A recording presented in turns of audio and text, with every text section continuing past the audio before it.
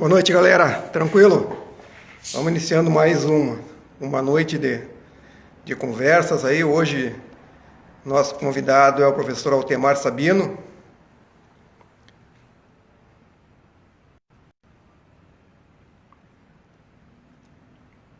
Tá? Vamos fazer um bate-papo aí sobre o estilo Goju-Ryu, e conhecer um pouco da história do Sensei. Olá, boa noite. Boa noite. Esse é o Altemar, como é que tá? Estamos indo. Tranquilo. Sempre um prazer estar em contato, seja ao vivo, seja pela internet. Você sabe bastante do carinho e do respeito que a gente tem por você, né? A recíproca é a mesma. A Obrigado. reciprocidade é a mesma. Tá certo. A ideia do convite para conversar contigo é para a gente falar um pouco sobre o estilo Goju-Ryu, que muitas pessoas não conhecem, o estilo mais conhecido a nível de Brasil e no Rio Grande do Sul também é o Shotokan, né?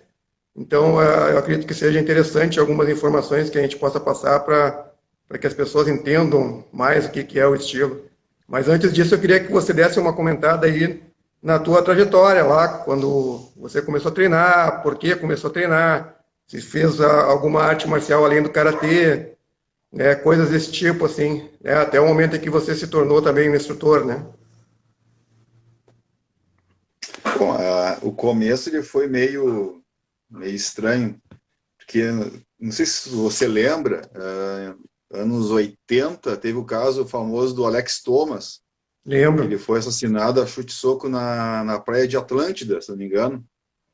E aí, com essa história, meu pai começou a dizer que eu tinha que aprender uma luta para me defender. Não que fosse conseguir bater um 6, 7, 8, mas pelo menos conseguir se desvencilhar, fugir da situação.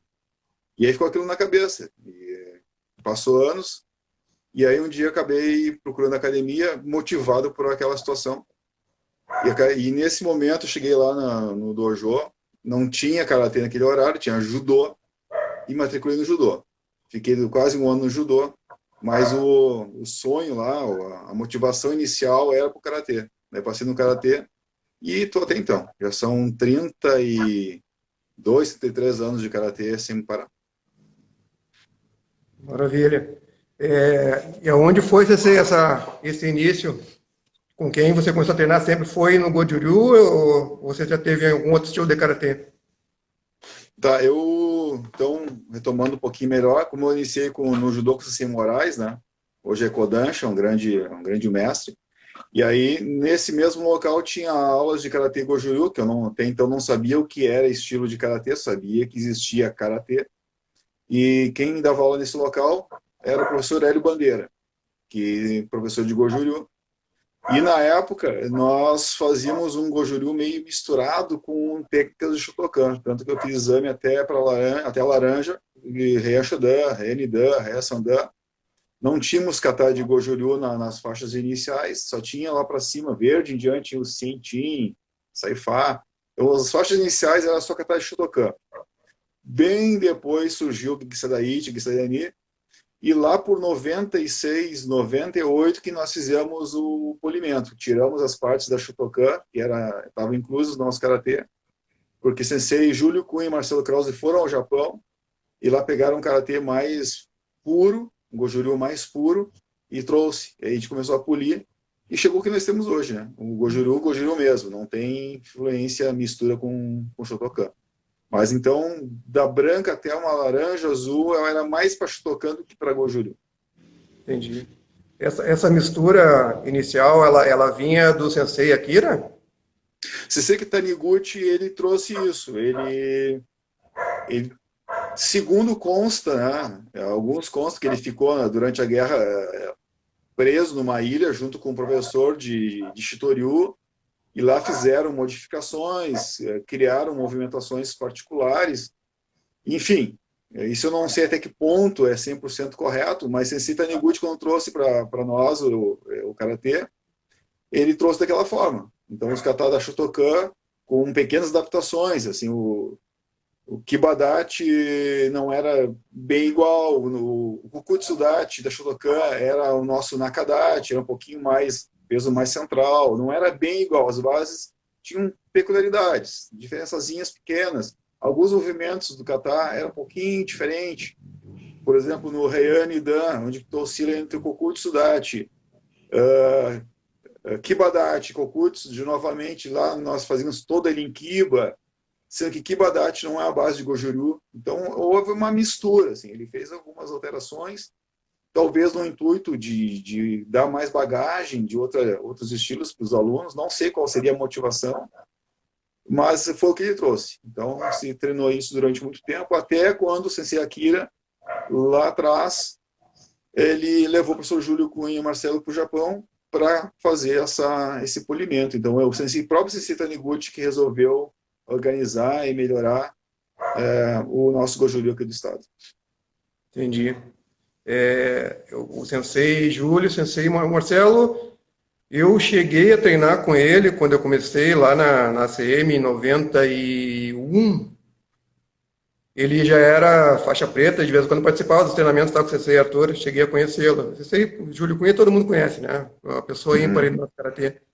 E o Sensei Marcelo parou de treinar, nunca mais eu vi ele junto, no meio, né? O professor Marcelo Krause, ele parou por motivos pessoais, e volta e meia ele vai no encontro com o Sensei Arthur, treina um tempinho, não vai mais. Ele tem outras atribulações da vida privada que o impedem de voltar a treinar regularmente. Mas é um excelente karateca, né? É uma técnica ímpar, muito técnico, excelente karateca, sem dúvida nenhuma. Eu recordo, era modelo na época pra gente, né? Você olhava e dizia, olha ali, como se mexe, uma flexibilidade fantástica, umas bases muito bonitas, né? Exatamente, legal. Modelo a ser seguido, era realmente muito técnico. E recordando, foi no final dos anos 80, se não me engano, início de 90, que eles foram para o Japão a primeira vez. E aí começou essa questão de limpar o Goju-ryu. Posteriormente, houve outras viagens com outras pessoas. O professor Júlio Cunha foi 2 ou 3 vezes. Aí houve outras viagens que outros foram também. Padilla também participou de algum evento. Tiago, que é atual deputado, também foi ao Japão. Daniel Bueno, que era aluno do professor Júlio Cunha, também foi ao Japão, que hoje é modelo internacional. Então, várias pessoas foram ao Japão e foram trazendo um Goju-ryu mais de acordo com a JKF. Entendi. Diferentemente daquilo que nós tínhamos nos anos 80. O Goju-ryu, Goju-kai, né? 2 nomenclaturas. Também existem diferenças técnicas além da nomenclatura ou é só uma forma de classificar? É assim, ó, o Goju-ryu, bom, como qualquer estilo de karatê, ele tem tendência do seu mestre, né? Os mestres lá no Okinawa, eles tinham assim, as particularidades. Cada um tem dá o seu salzinho, sua pimentinha, enfim. Tá? Isso aí não tem como escapar. Mas, em princípio, o Goju-ryu era uma coisa única. Com essa pimentinha aí, mas era mais ou menos único. Chegando no Japão, saindo do Okinawa para o Japão, se formou a Goju-kai, que seria a associação dos professores de Goju-ryu que lá estavam, encabeçada o Sensei Gogen Yamaguchi. Tá? Então, Goju-kai Japão e fora do Japão lá era o Goju-ryu de forma geral. Por motivos que se desconhece exatamente, o Sensei Gogen ele saiu da associação e levou o nome Goju-kai para ele, como sendo uma linhagem. Então, Goju-kai, para quem é alinhado com o Sensei Gogen Yamaguchi, é uma linha de Goju-ryu. Então, ele arrastou o nome Goju-kai, tanto que eles hoje chamam de IKGA, International Karate Goju-kai Association, então, que é uma linha. E os demais permaneceram na Goju-kai para diferenciar, se aliaram, se juntaram com a JKF, a Japan Karate Federation. Então, ali dentro da JKF, tem várias linhagens de Goju-ryu. Então, a JKF não é linhagem. A JKF é uma federação japonesa que engloba várias linhagens de Goju, inclusive outros estilos de karatê, Aikido, Shito, enfim, todos eles se aliam dentro do Japão na JKF. Temos, por exemplo, a Seiwakai Goju, Shodokan Goju, enfim, Kennikan Goju. Tem várias linhas de Goju que se aliaram, que estão dentro da JKF. E no caso, nós aqui, nós nos aliamos à JKF. e isso independe de linhagem. A única coisa que acontece de comum, quem é afiliado à JKF, sendo do Gojuru, a padronização dos 12 kata. Então, os 12 kata editaram livros, os mestres se juntaram e definiram quais seriam os 12 kata de quem é praticante afiliado à JKF. Tá? Então, não interessa se o cara nosso aqui, no Sensei Arthur, nós aqui de Porto Alegre, se é São Paulo, se é de Okinawa, se é da Inglaterra, não interessa. Se esse professor está afiliado à JKF, ele faz os 12 kata de forma padronizada. Independe do estilo. Nós temos pessoas da Kenkan, tem o pessoal do Rio de Janeiro, de outra linhagem, todos eles seguem o livro, então padronização de kata. Saiu da JKF, aí sim, cada linhagem faz o seu padrão. Então, em N linhagens, né, existentes aí, fora da JKF, sim. Então, se o cara é da Shudokan fora da JKF, ele faz de um jeito. Se tem uma outra linhagem, se é o Okinawana, faz de outro jeito. Né? E assim vai indo. Mas afiliado à JKF é padronizado. Entendi. Então, é como acontece com a Shitoryu também, né? A federação japonesa tem aquela seção do Gojuryu, né? No nosso caso tem a da Shitoryu também lá, e engloba todo o Shitoryu que está no Japão, assim como engloba todo o Gojuryu que está no Japão. Não Isso. No mundo todo, na verdade, no mundo inteiro. Quem se afilia à JKF, o kata é padrão. Agora, entendi. O Kihon é livre. O Kihon pode criar as técnicas de Kihon à vontade, tem uma liberdade total. De sequências básicas de treinamento, tu faz do jeito que achar melhor e convier no treinamento. A única coisa que tem que ser padronizado são os kata, que são os 12, da mesma forma que tem que ser feito, padrão, e as bases não podem ser modificadas, né? Shikodachi é Shikodachi, sempre do mesmo jeito, Nekoashi, Nekoashi, não vai deturpar as técnicas, né? A forma de um Kakeoke, por exemplo, ela é padrão. Mas agora, a sequência que você vai criar, as montagens de treinamento, os Kihons 2-2, esse é livre, totalmente livre. Isso aí você tem a liberdade total de criar, tirando exclusivamente os 12 kata. Esses não mexe. Chegaste a conhecer o Sensei Akira Taniguchi? Tive a oportunidade de treinar com o Sensei Taniguchi umas 4, 5 vezes nesse tempo, nesse ínterim. Ele faleceu, acho que tem uns 10 anos, se não me engano. Eu não me lembro exatamente a data que Sensei Taniguchi faleceu, mas desde que eu entrei no Karatê até a faixa marrom, meu último treino com ele eu era faixa marrom. Da minha faixa branca até marrom, treinei umas 4, 5 vezes com o Sensei Taniguchi. Eu tive a honra de ser elogiado por ele, assim, foi muito gratificante. Eu estar no meio de vários praticantes, alunos de Viamão, alunos do Sensei Arthur na CM. Aí o Sensei Taniguchi chegou, sentou ao fundo da sala, ele veio com a famosa bengalinha dele, sentou ao fundo. O Sensei Arthur nos separou por grupos de faixa para fazer demonstração. Ao fim da minha parte, estava eu mais uns 5, 6, marrom e preta junto, e ele me chamou de canto e me elogiou. Isso foi muito satisfatório. Eu fiquei muito feliz, receber um elogio do grande mestre. É uma honra para a gente esse tipo de coisa, né? Porque esses caras têm um olho fantástico e sabem o que é qualidade, né? Quando vem da boca deles, o cara tem garantia do que está acontecendo, né? Eu achei que naquele momento estava no caminho. Eu achei que estava lá me alinhando para aprender um pouquinho melhor. Eu fiquei muito, muito feliz e me motivou a treinar mais. Isso foi naquele momento eu senti isso. É sempre bom o cara ser motivado, né? E o reconhecimento de uma pessoa com esse grau de conhecimento é sempre bom para a gente também. Né? Não que nos faça mais ou menos, né? Não que nos faça mais ou menos do que qualquer outro, mas no sentido de motivação mesmo, como você disse, é muito importante, né? Sim. Sensei, com relação a Goju Kaisu, que é a associação que você dirige do Gojuryu, ela é uma escola afiliada à federação e ela é algo à parte do que o resto do Gojuru por aqui, ou é simplesmente dono de uma escola só? Não, na verdade, a Goju Kaisu nunca teve a intenção de se tornar algo estanque, diferencial dos demais.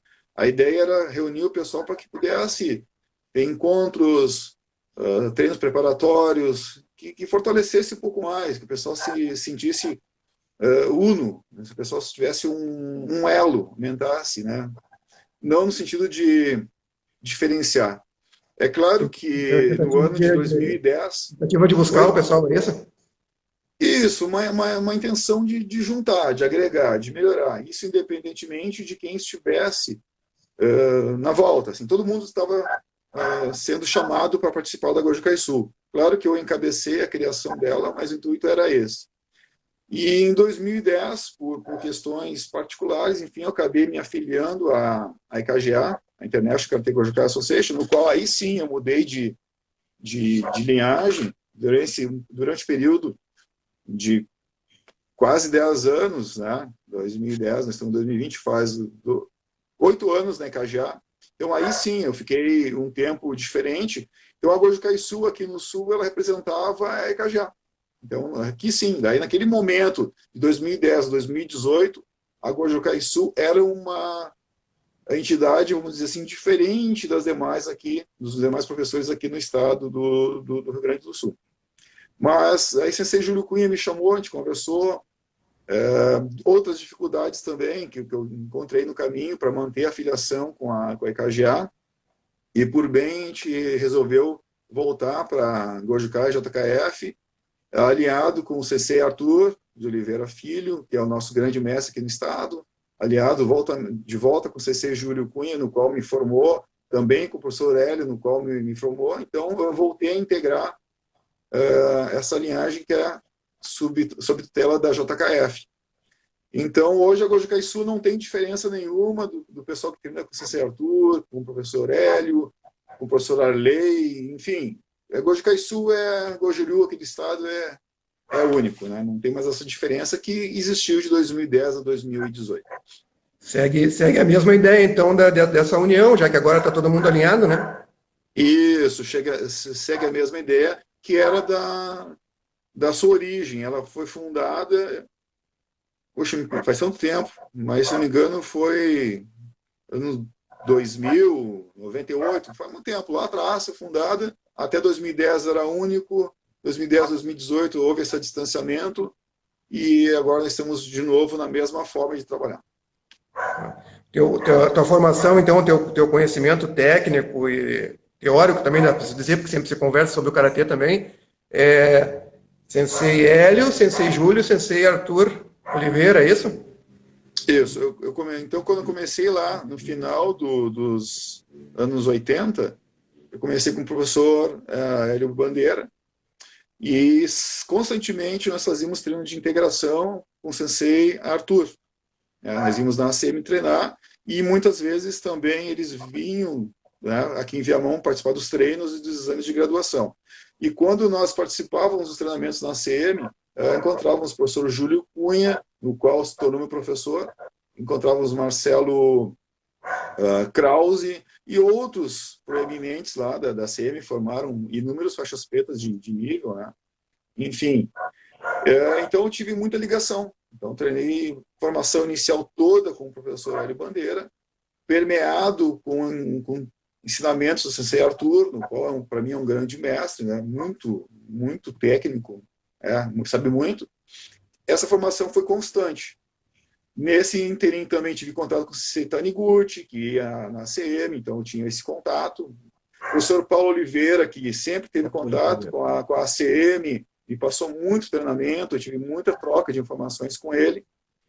E em 96, eu passei realmente a ser aluno do professor Júlio Cunha. Aí eu troquei de dojo, passei a ser aluno direto do Sensei Júlio Cunha, de 96 até agora. Me considero ainda aluno do Sensei Júlio Cunha de forma direta. Apesar que de 2007, 2008, por dificuldades de acesso e, enfim, questão do trabalho, eu tive menos contato com ele em relação a treinos seguidos, mas eu fiquei praticamente 10 anos direto treinando com o Sensei Júlio Cunha. Então, do Sensei Hélio para o Sensei Júlio Cunha, sempre em contato com o Sensei Arthur e os demais professores da SEMI, tirando o período que eu fiquei na IKGA, que 2010 a 2018, que aí encontrei professores do Brasil todo, do Paraná, São Paulo, Rio, Minas. Eu tive contato com outros senseis, outros professores de graduação alta, no qual somaram muito no meu conhecimento. Então, foi um período que eu fiquei afastado dos professores locais, mas eu tive contato com outros mestres que ajudaram a ter uma bagagem bastante forte, né? Hoje eu tenho uma formação bastante grande, graças a todas as pessoas que eu tive contato, principalmente o professor Júlio Cunha, que me abraçou aí num período de quase 10 anos e me deu muito conhecimento, muita formação vinda do Japão, e foi ele que me deu base, subsídio de ter uma boa técnica para entrar na IKGA e em questão de pouco tempo estar com um nível tanto quanto as pessoas que já lá estavam, sendo uma referência dentro da IKGA, representando o Estado também. Mas como eu falei agora há pouco, né, por motivos pessoais tal, e com conversa com o grupo daqui, para melhorar nosso nível aqui no Estado, eu acabei retornando para a JKF. Mas tudo que eu aprendi com os mestres da IKGA estão valendo, estão dentro de mim e foram excelentes. Mas, voltando à pergunta inicial, a minha base é professor Hélio Bandeira, Júlio Cunha, permeado com o sensei Arthur, Paulo Oliveira e sensei Taniguchi. Essa é a base. Com relação, sensei, quando você começou como é que a gente pode dizer, quando tu te motivou a querer dar aula, a querer passar esse ensinamento que você recebeu do teu sensei, aliás, dos teus, né, senseis, foi já com a faixa preta, foi antes da faixa preta, você está lecionando agora há quanto tempo já? Eu dou aula de karatê desde 95. 95. Então, 95 para cá dá quanto? Dá 95, 2015, dá 25 anos isso? 25. 25. 25 anos que eu, quase 26 anos que eu ministro. Na verdade, eu comecei a dar aula meio que por motivação do sensei Júlio Cunha, assim. Quando eu comecei a treinar com ele, eu já tinha iniciado um pouquinho antes, quando eu era aluno do professor Hélio. Eu era aluno do professor Hélio Bandeira ainda. Eu comecei a dar aula, mas assim, meio que sem muita vontade de dar aula. Tá? E aí depois, quando eu passei a treinar com o professor Júlio Cunha, ele começou a me motivar. Disse, olha, tu tem que dar aula, porque ele me elogiando, não sei se o que ele falou na época era só elogio ou era um pouquinho verdade. Ele disse que eu estava bem tecnicamente, eu tinha um bom nível tal. E que eu tinha que dar aula, passar adiante o conhecimento e fazer o Goju Ryuken crescer, né? Nós tínhamos professores já que tinham algumas pontas que faziam esse trabalho excelente, mas que precisávamos de mais pessoas do meu nível, segundo o professor Júlio Cunha, para ministrar aula. E aí comecei a dar aula, uma academia aqui, uma academia ali. Comecei a substituir o próprio professor Júlio Cunha quando ele saía de férias, ele me dava o dojo dele na minha mão. Então, eu acho que ele sentia uma certa responsabilidade em mim, então ele me dava essa honra de substituí-lo. Então, comecei aí. E a vida foi levando, acabei dando aula em vários locais grandes, no Sesc Porto Alegre, eu acabei dando aula também, no Clube Geraldo Santana, eu dei aula, em escolas, redes de Gravataí, escolas de Viamão, enfim, eu fui dando aula em diversos locais, abri a academia por um tempo, dei aula em local próprio, enfim. E desde então nunca mais parei, né? Acabei me envolvendo com o ensino do karatê e dificilmente eu vou me afastar dessa parte, né? Então, faz parte de mim hoje. Então, desde 95 para cá, eu dou aula sem nunca ter parado de dar aula. Né? Sempre mantive alunos, sempre tive alunos treinando. Esse período que você treinou com o Sensei Júlio foi no Grêmio? Eu comecei a treinar com o professor Júlio Cunha em 96 e começamos no Grêmio Futebol Clube Porto Alegrense, no antigo, né, no Olímpico, né, que já não tem mais. Tinha um setor específico do treinamento de esportes amadores. Eu sou colorado, mas tem carteirinha do Grêmio para poder acessar o estádio. Então, pratiquei lá, gostava muito de lá, era um local bom. Depois, entrou em reforma, a gente teve que sair dali por um tempo, a gente treinou numa academia perto da SF URGS, não me recordo o nome agora, bem passando as F-URGS lá no topo, à esquerda lá, tinha uma academia bem na esquina, não sei se existe ainda. A gente ficou um tempo ali. Depois a gente passou a treinar, eu e ele, dentro das F-URGS, como eu era aluno da URGS, eu era monitor do Karatê, então eu tinha acesso ali, a gente treinou um tempo ali dentro da URGS. Depois o Grêmio terminou a reforma, nós voltamos para o Grêmio, continuamos treinando no Grêmio. E aí depois do Grêmio, o professor Júlio Cunha abriu uma academia no Partenon, aí passei a dar aula também ali, treinar junto com ele ali nessa academia.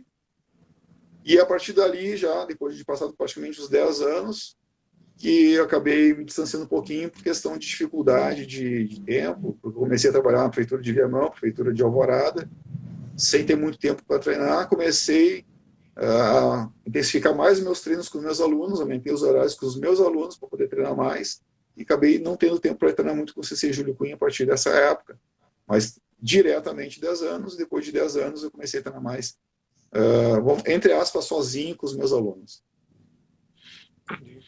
E assim, a questão competitiva, Sensei, sei que você não é assim, pelo menos eu não vejo assim algo que seja tão frequente participar, eu acho que nem antigamente, não sei se era também assim algo tão presente na tua vida, a questão da competição, mas tu tem uma parte competitiva também que tu participaste e eu posso dizer, porque tive o prazer de competir contigo, com ótima qualidade técnica, né? Então, o que tu tem para contar dessa parte competitiva para a gente também? A parte competitiva tem um pouquinho de sabor, porque assim, o karatê competitivo é uma coisa, o karatê arte marcial é outra. São coisas bem diferentes. Por mais que alguns tentem me convencer que é a mesma coisa, eu vou dizer que não é, e vou insistir que não é, e tenho N argumentos. Mas agora, o que eu posso dizer? Quando eu comecei com o professor Hélio Bandeira, ele nunca deu ênfase para a parte competitiva. Ele nunca nos treinou para competir. Nós treinávamos karatê e íamos competir quando tinha competição. Tá? Então, alguns ganhavam, alguns porque era meio que na sorte. Ganhava porque aquele dia estava inspirado, ou pegou alguns mais fracos, ou pegou pessoas do mesmo jeito, que só treinavam o karatê e cruzavam 2 praticantes de karatê, obviamente um vai ter que ganhar. Eu era meio que não tinha como saber assim, eu vou lá e eu tenho 90% de chance. 80%. Não, a gente ia lá meio que na sorte. Depende com quem tu cruza, se o cara que cruza contigo é da mesma situação, só treina karatê e compete. Então ele não tinha uma formação para competidor. Eu até de 89 até 94, 95, eu competia regularmente em todos os estaduais. Naquela época não existiam copinhas, praticamente eram nulas as copinhas, só existiam os estaduais, 1 ou 2 por ano, e dividiam em 2 etapas, não passava muito disso, eu ia em todos. E eventualmente eu ganhava, eventualmente um terceiro, eventualmente um kata, porque a gente não treinava para a competição, a gente treinava karatê.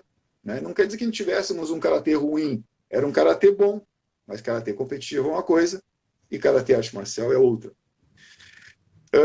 Chegou em 96 e eu percebi assim, poxa, mas eu quero ganhar alguma coisa, eu quero ter um retorno de competição, mesmo sabendo que são coisas diferentes.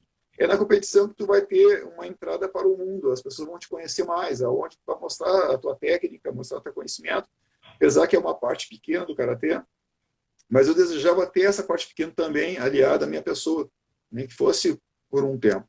Aí eu comecei a me dedicar mais às competições, comecei a treinar mais para a competição, justamente com o professor Júlio Cunha. Então ele teve um trabalho muito grande em me lapidar, porque eu vinha de um karatê que era karatê formal, karatê arte marcial, karatê de defesa pessoal, karatê de torção, karatê que não era Shiai Comitê que se lutava, a gente fazia só Gil Comitê. Né? Não existia Shiai Comitê, era Gil Comitê. Aí o professor Júlio Cunha começou a me trabalhar, e aí comecei a participar, meio que incipiente, né? Ganhava uma luta, perdia outra, ganhava um kata, perdia a outra rodada, dificilmente chegava no pódio, comecei a me trabalhar. Por um tempo eu me afastei das competições, que eu não tinha tempo mais para treinar para a competição, então comecei a trabalhar com a arte marcial, comecei a dar aula de defesa pessoal na Magnum, fiquei 3 anos na Magnum, dando aula de defesa pessoal direto. Então estudava faculdade, dava aula de defesa pessoal, usando o karatê como base para defesa pessoal, e treinava com o Sensei Júlio Cunha. A partir de 98, 99, 2000, nessa época, comecei a me dedicar novamente para a competição, 99, 2000, mais afinco, mais afinco, mais afinco, e comecei a chegar mais no kata, comecei a chegar nas final, comecei a ficar na semifinal. A partir do momento que eu ganhei a primeira vez, não saí mais do pódio. Né? Então, de 2001, mais ou menos, então de 2001 até 2011, 2001 a 2011, eu ganhei praticamente tudo que eu participei no estado em Catar. Eu não me lembro. Um que o outro eu perdia. Perdi uma vez para o Rogério, que era meu rival, Rogério de Gravataí, Rogério Santos. Muito bom, né? Para quem que eu perdi uma que outra? Há um rapaz, Vinícius, se eu não me engano, que era de Torres. Também ele se tornou rival por um tempo. E era isso. Então, 2001 até 2011, eu não perdia uma competição de Catar. Sempre em primeiro lugar. Competi uma vez contigo, eu fiquei em primeiro, tu ficou em segundo, né? Isso. Foi uma disputa bem valorosa, né? Foi sempre que aí depois de um tempo eu estava acostumado a ganhar, aí tu apareceu, tu não estava competindo, né? Disse, opa, agora tem um adversário à minha altura aí para a gente fazer uma disputa Eu fui legal, né? incomodando. Foi bonito, foi muita disputa. Eu até achei que eu fosse perder para ti aquela competição. Outra vez apareceu o teu aluno, Gilberto, Gilberto. que eu também, ele é extremamente técnico, e eu, aquela rodada ali, até achei que eu tinha muita chance de perder para ele, mas acabei ganhando também, né? Então, eu me mantive no pódio. E, então, eu fui o mais consagrado, assim, dentro do estado, dentro do Catar. Não no comitê. O comitê ganhava eventualmente, um terceiro, um segundo, quarto. Não consegui sair para as cabeças como eu consegui dentro do Catar. Principalmente porque Catar eu consegui treinar sozinho. Eu tinha muito tempo sozinho, me encerrava sozinho e treinava horas e horas a fio sozinho. Então, eu consegui. Comitê, tu precisa de parceria e nem sempre estão ao teu lado. Quando nós entramos na CBKI, né, quando nós criamos a FSK, naturalmente, nós nos filiamos à CBKI e aí nós tivemos acesso a Pan-Americano, Sul-Americano, Brasileiro, competições que eu nunca havia participado. Eu não tinha experiência com torneios grandes, né? Eu tinha só eventos estaduais, os grandes da CBK, eu não tinha participado. Principalmente porque a CBK exigia um ranking, né? Para poder entrar. E quando eu comecei a me destacar, desculpa, aí a gente mudou, ganhei a FIO dentro do Catar no estado, mudamos para a CBKI, aí comecei a participar dos eventos nacionais e internacionais dentro da Sul-Americano, Pan-Americano, no qual me consagrei campeão praticamente em todos que eu fui. No Catar eu fui campeão. Eu lembro que eu fiquei um ou dois, fiquei em segundo lugar, o resto tudo campeão direto. Primeiro que eu participei, primeiro brasileiro da CBKI, tinha em torno de uns 60 faixas pretas. Eu olhei para aquilo e disse, não tenho chance, né? E saí campeão. Fui campeão, primeiro evento, e aí continuei sendo campeão. Aí um que o outro, fiquei em segundo lugar, até o momento que eu parei de competir, em final de 2014, no qual, nesse ano 2014, fui campeão brasileiro pela CBKI em Catar e comitê. Porque nos eventos fora, nos brasileiros, pan-americanos, eu continuei participando para ganhar, para continuar ganhando dentro do Catar e continuei participando do comitê. O comitê era a minha segunda opção, continuei participando, pegando uma experiência, jogando. Eu perdia na segunda rodada, perdia na terceira, na primeira, enfim, até chegar na semifinal, no Sul-Americano. No Sul-Americano eu fui à semifinal, no comitê, ganhei no Catar, semifinal do comitê, e no brasileiro o seguinte, fui para a final de Catar e de comitê e ganhei os dois. Aí então eu consegui me consagrar campeão brasileiro de Xai Comitê e de Catar, que foi um sonho, na verdade, porque, como eu disse agora há pouco, eu resolvi que eu tinha que ter uma certa, algum pouquinho do esporte também, né, para um certo destaque, não no sentido do ego, mas no sentido de satisfação pessoal. E aí ganhei os dois, Catar e Comitê no brasileiro, e aí eu me aposentei. aposentei. Desde 2015 para cá, 5 anos, né? Não mais botei kimono em competição. Só de árbitro. Aí eu não ganhei e parei de ganhar. Né? Apesar que eu vinha com uma história longa de vitórias, né? Vinha uma história, não foi assim, ganhei catar e parei. Não, eu vinha ganhando seguido durante muitos anos. Mais ou menos, como eu te falei, 2001 até 2011, ganhando praticamente tudo aqui no estado. Foi quando eu aí parei de competir dentro do estado e aí comecei a participar fora, né? No momento que eu participei fora, os brasileiros, os pan-americanos, os sul-americanos não participavam mais dentro do estado, só fora. E aí no fora eu comecei a participar ativamente de kata e comitê, no qual os kata ganhava tudo, eventualmente um segundo lugar, e os comitê eu ia ganhando experiência, até quando eu consegui ganhar os dois. Aí, consagrou a carreira e saiu por cima, é isso? Saí por cima, saí como campeão brasileiro nos dois. Perfeito. Vou dar um alô aqui pro pessoal que está entrando aí nos prestigiando, o CC Ricardo, a Dora, o Johnny, eu vi entrando aí, estão dando oi para nós aí. O Ricardo está perguntando ali sobre a questão da FSK após pandemia, não entendi muito a pergunta dele. Não, eu não consegui ler também aqui.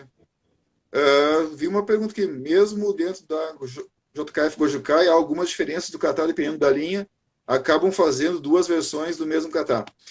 Não vi quem foi que botou essa pergunta, mas na verdade não tem duas versões do mesmo kata, não existe.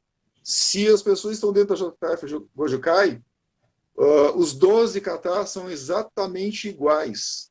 Né? Por exemplo, tem no Rio de Janeiro a Seigokan, que o mestre lá, Luiz, esqueci o sobrenome, é um sobrenome japonês. Tive a oportunidade de treinar com ele umas 2 vezes no Paraná. Fugiu, mas eu lembrar, eu falo com vocês. É mestre da Seigokan, que é uma outra linha, que é formada pelo mestre Seigotada, da Goju. Os kata acessórios deles, dos treinos, dos kihons, as combinações, são bem diferentes. Mas os 12 kata básicos são exatamente iguais. Exatamente iguais. Então, não tem diferença. Se faz para o JKF Gojukai, são iguais sim. Se há alguém que faz diferente, ele não está seguindo os preceitos da Federação Japonesa de Karatê. Aí, enfim, né? As pessoas cometem crimes, né? Não seguem a lei. Então, tem gente que simplesmente ignora o nosso padrão e faz diferente, mas não é o correto. Tá? Entendi. Com relação à federação, a FSK, você é um dos fundadores, né? Da federação. Sim. Quando você teve a ideia, juntamente com outras pessoas, óbvio, de fazer esse trabalho dentro de uma nova federação, conseguiu ter um retorno da tua expectativa em relação a isso? Ou falta alguma coisa? Ou, enfim, falando de federação, tu está contente do jeito que a coisa está hoje? Acha que tem que dar uma melhorada? Eu sei que melhorar sempre é necessário, né? Mas eu digo no sentido assim do que já foi feito, né? O que poderia ser feito a mais ou modificado para que a gente tenha um trabalho no sentido de crescimento, né? Não só das pessoas que dirigem, mas também dos afiliados, né? O principal empecilho das associações, das federações e confederações do seu funcionamento ideal são as próprias pessoas. As pessoas dificultam tudo, as pessoas complicam tudo, prejudicam tudo. Da mesma forma que por um tempo elas podem contribuir, no outro tempo elas podem e prejudicam o trabalho. A FSK, ela surgiu numa conversa, o início, assim, Dematei, tá? Eduardo Dematei e eu. Nós tivemos umas conversas sobre as deficiências do nosso estado, a abrangência que ele tinha, os nossos cerceamento, as nossas dificuldades impostas pelos gestores da FGK na época. Todos nós aqui somos oriundos da FGK. E devido a essas dificuldades encontradas, nós resolvemos, né? No começo, o Dematei e o Dematei começou a convidar outras pessoas fortes aqui, que estavam descontentes também com as linhas do Karatê dentro do estado, do Goju, da Vadô, da Shotokan, da Shitoryu, inclusive contigo nós convidamos. Nós fomos fazendo um levantamento das pessoas que achavam que poderia melhorar se a gente fizesse a nossa federação, tá? Do nosso jeito, né? A gente fundou uma federação não com pessoas de baixo nível que estavam descontentes por serem cerceadas. Nós fundamos a federação com as pessoas de alto nível, de alta capacidade, queriam desenvolver mais o karatê, que até então era pouco desenvolvido aqui no estado, ou de forma regular, né? Então nós temos uma federação fundada pelos melhores, que geralmente quando acontece uma nova entidade são dissidentes que não tiveram espaço, de repente eram fracos, não tinham condições técnicas, e aí funda uma nova para poder ter seu espaço, né? E nós foi o contrário. Nós fundamos com os melhores, os mais técnicos, com os mais capazes, mais determinação. E esse grupo é praticamente o que está hoje. Esses mais capazes é os que são a raiz. E nós levamos junto muita gente que viu a coisa, viu perspectiva. Começamos com eventos gigantescos, com eventos grandiosos, com coisas nunca vistas no estado do Rio Grande do Sul, tá? Com kits de alimento para os atletas, com bolsinhas, com garrafinha metálica, com premiação medalha personalizada, porque antigamente medalha era reutilizável, é tudo reciclada.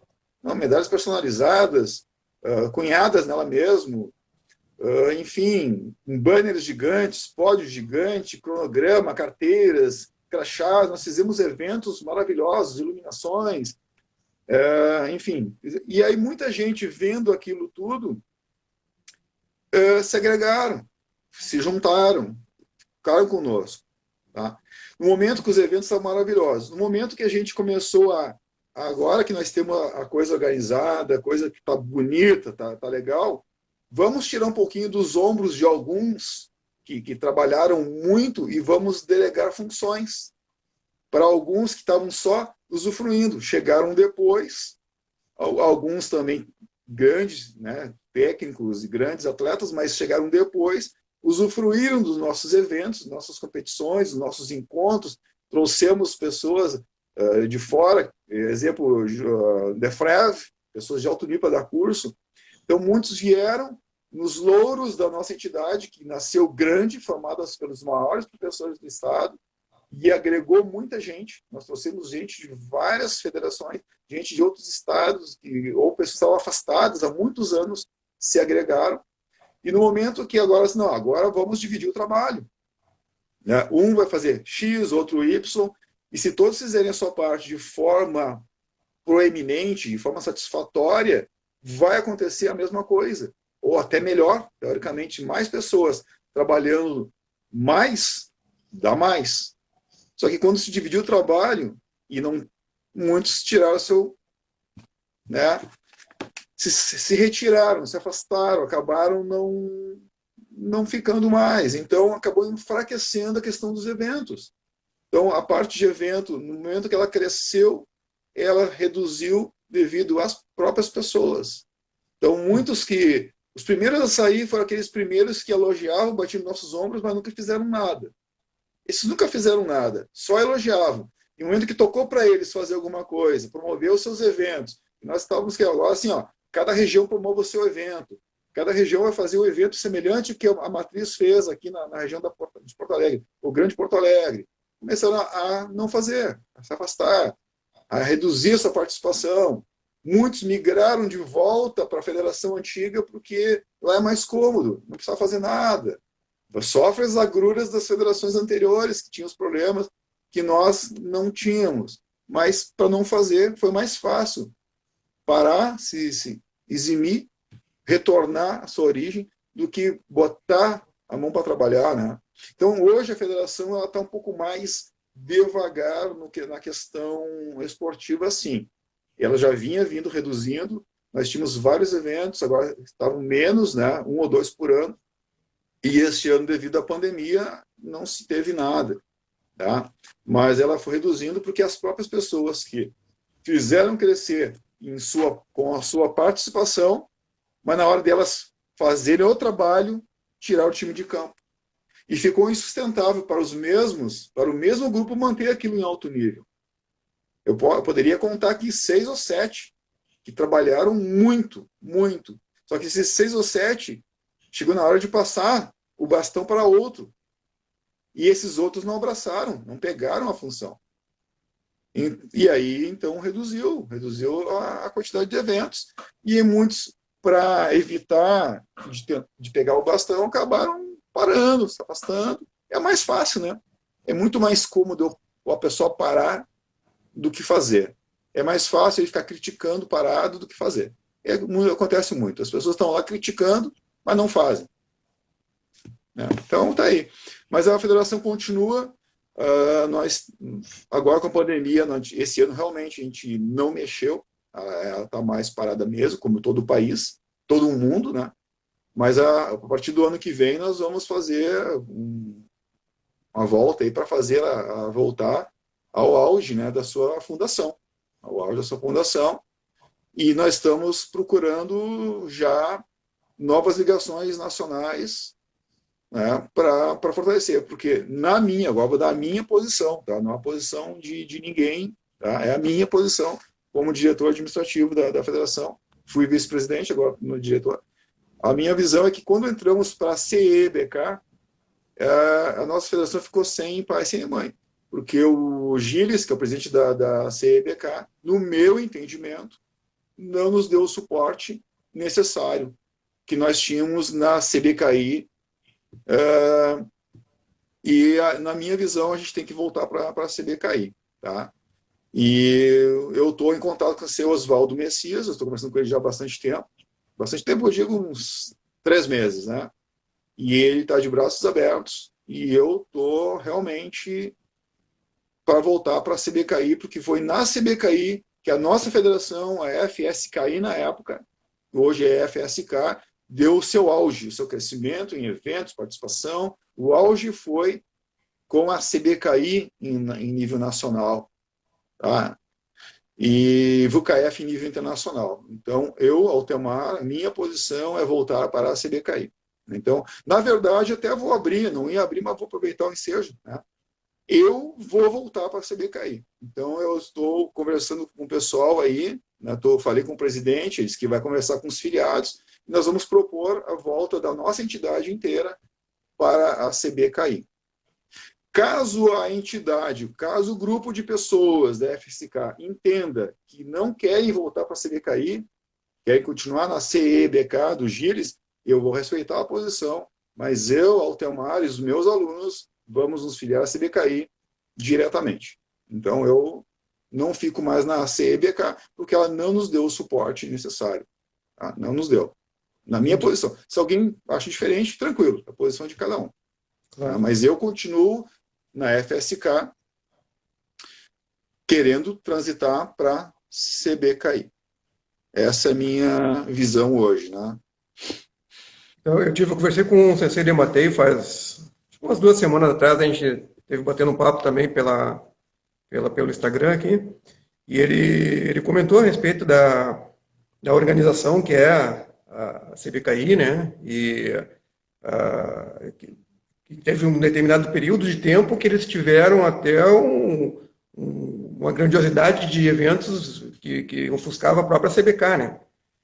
E também comentou a respeito do teu trabalho, né? O quanto você era dedicado e o quanto você ajudou ele lá no começo de toda essa função, né? Então, foram 2 coisas que me chamaram bastante atenção, porque eu sabia que você trabalhava bastante, né? A gente sempre vê, mas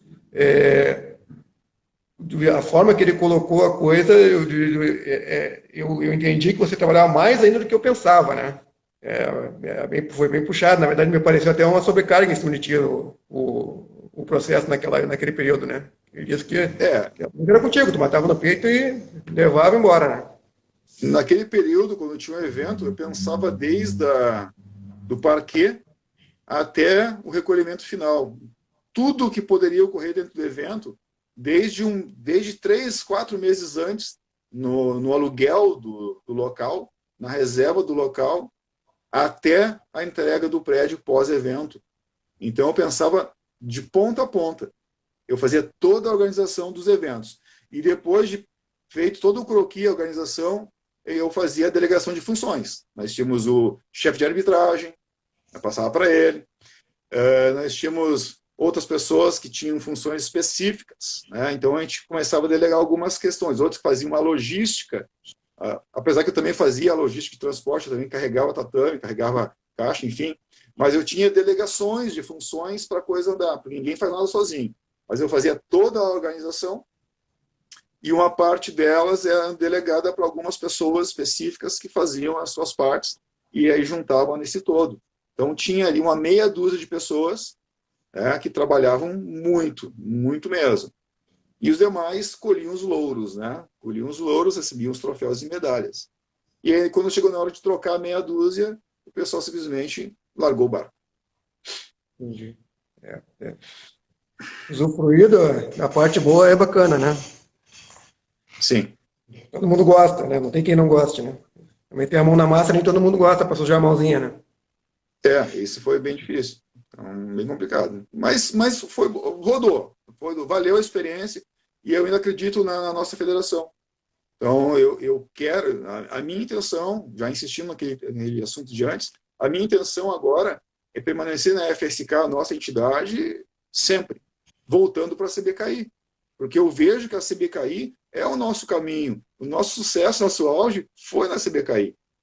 Então, nós temos que voltar para a CBKI. E com a minha conversa diretamente com o Sensei Messias, ele está de braços abertos. Ele diz que faz questão que nós retornemos. Né? E ele elogiou o nosso grupo, elogiou nossos atletas, nossos professores. Então, não tem por que não retornar uma entidade que deu retorno para a gente, deu retorno de qualidade para o nosso karatê. Como tu disse, nós aqui ofuscamos a FGK aqui no estado com o nosso trabalho. Em nível de Brasil, a CBKI ofuscou a CBK. Então, nós temos que... Eu já falo isso para o pessoal que estiver ouvindo, que vier a ouvir, que pense com carinho na questão, que votem os filiados, todos nós que temos poder de voto, né, nessa entidade democrática, todos votam, e todos votem pelo retorno à CBKI. Que foi aí que nós crescemos muito nosso karatê, e cresceu o nosso karatê no estado. Então, o meu voto e nós vamos para a CBKI. Claro, como eu disse antes, se o grupo entender que não vai, eu vou. Né? Mas eu gostaria que todos fossem. O grupo que surgiu, que cresceu junto, né? Esse é o meu desejo, sincero. Me parece um bom caminho pela questão do respaldo que existe, né? Exatamente. De fato, não que eu tenha... que eu acho que a CBK faça um trabalho ruim, mas na questão de representatividade é menor, não adianta. Também. Tem Campeonato Brasileiro? Tem, mas não é o mesmo nível de competidores, nem a mesma quantidade, com certeza. Os e campeonatos... nem quantidade de eventos também, né? Números bem menores de eventos. A CBKI tem evento mensal, e tu pode escolher, né? Tu tinha a obrigatoriedade do zonal da tua região, do brasileiro, pan-americano e sul-americano. Mas todas as regiões têm eventos. Então tem um evento mensal. Aí eu não posso ir no evento da minha região, eu posso ir na região norte. Eu tô livre em tal época do ano, em tal época eu não tô. Tu pode escolher, tu tem uma liberdade muito grande de eventos para escolher, né? Diferente da CBK, que não nos ofertou essa mesma quantidade de eventos, na mesma qualidade, né? Verdade. Eu sei, falta 5 minutos aqui para fechar nosso tempo, passa muito rápido quando a conversa é boa. Sim. Tá? Daí eu queria que tu passasse aí alguma mensagem no sentido do karatê para o pessoal que está nos assistindo aí, algo que você entenda como primordial para quem pratica, algo que você tenha como exemplo para a tua vida que talvez possa servir de exemplo para outras pessoas também. Coisas que o karatê fez por moldar o teu caráter e que você acha que isso é válido para toda e qualquer pessoa. Assim, ó, o karatê, na minha visão, a maior importância dele está fora das competições. A competição ela é realmente ela é importante, como eu falei antes, para a divulgação, para o mundo exterior, para conquistar alunos. É muito bom, tanto é que estou interessado em voltar para a CBKE por esse lado competitivo. Mas o maior valor do karatê está dentro do teu dojo, do teu sensei, dos teus colegas. É ali naquele local que nós trabalhamos a determinação, a força de vontade, vontade de superação, de crescimento, aprender técnicas novas, suar o kimono, se exaurir treinando, se tu usar essa determinação de aprender um kata, uma técnica nova, um exercício, para o teu esforço particular, com certeza vai ter muito mais sucesso. A pessoa que se dedica ao karatê, integralidade, que busca o aperfeiçoamento técnico, que busca a sua evolução técnica e usar essa mesma dedicação do karatê no seu mundo exterior, no mundo do trabalho, no mundo do estudo, com certeza ele vai ter muito mais sucesso, não tem dúvida disso.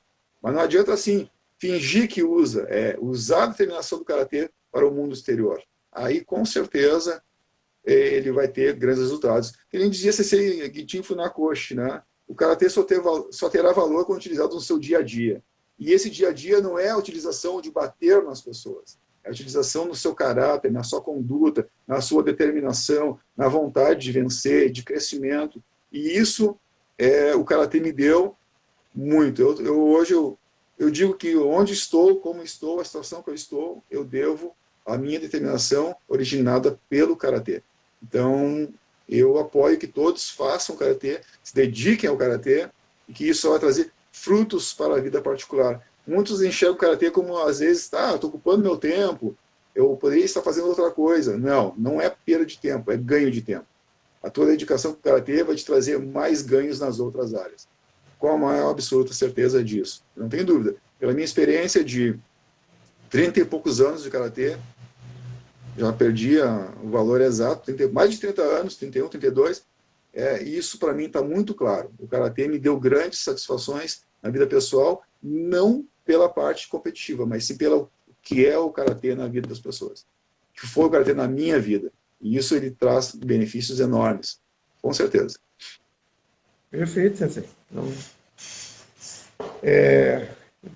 vamos nos despedir, então, aqui do pessoal, agradecendo cada um dos que estiveram conosco aí, ouvindo a nossa conversa, e deixar registrado mais uma vez a minha admiração pelo atleta Altemar, pelo professor Altemar e pelo meu amigo Altemar, né, pelo ser humano. Eu não sei o quanto as pessoas te conhecem fora do dojo ou fora do karatê, né? Eu conheço e posso dizer que você é uma pessoa que sempre ajuda sem querer nada em troca. Uma pessoa que valoriza e que dá sentido para o que as pessoas chamam de amizade. Tenho um carinho muito especial por você. Se hoje o Shitoryu existe, eu estou dentro da federação, não importa qual das entidades, e que se alguém me reconhece como um professor de karatê, eu devo isso a você, apesar de treinarmos estilos distintos. Tá? Muito obrigado. Eu agradeço as palavras. Nós estamos juntos aí para o que der e vier. Vamos continuar trabalhando junto em prol do nosso karatê do Estado. E estamos aí. Para o que der e vier, estamos à disposição sempre. Perfeito, então, sei. Boa noite, então. Boa noite, muito obrigado pela oportunidade. Beleza. Valeu aí também, pessoal, pela companhia. Até a próxima. Abração. Até a próxima, obrigado.